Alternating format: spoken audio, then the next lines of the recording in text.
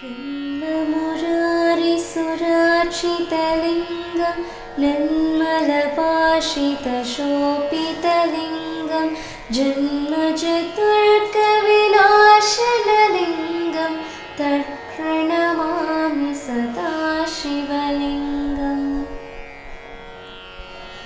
देवमुनिप्रवरार्चितलिङ्गं कामदहनकरुणाकरलिङ्गं रावणदर्पविनाशनलिङ्गं तत्प्रणमामि सदा शिवलिङ्गम्।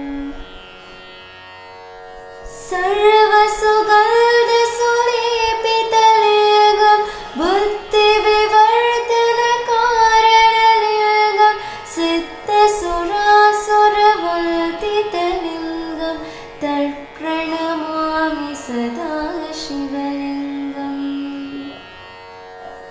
कनकमहामणिभूषितलिङ्गं पणिपतिवेष्टितशोभितलिङ्गं दक्षसुयत्नविनाशनलिङ्गं तत्प्रणमामि सदा शिवलिङ्गम्।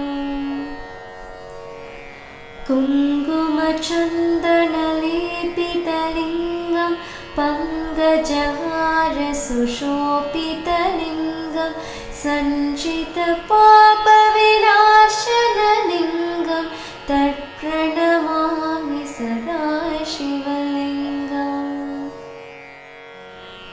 देवगणार्चितसेवितलिङ्गं भावयर्भक्तिभिरेव च लिङ्गं दिनकरकोटिप्रभाकरलिङ्गं तत्प्रणमामि सदा शिवलिङ्गम्। अष्टदलोपरिवेष्टितलिङ्गं सर्वसमुद्भवकारणलिङ्गम् अष्टदरिद्रविनाशनलिङ्गं तत्प्रणमामि सदा शिवलिङ्गम्।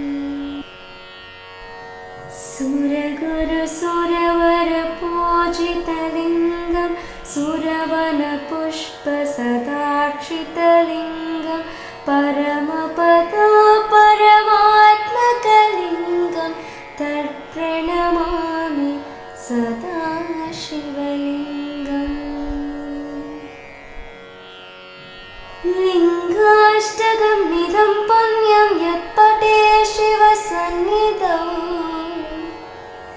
शिवलोकमहात्मोटे शिवेन सह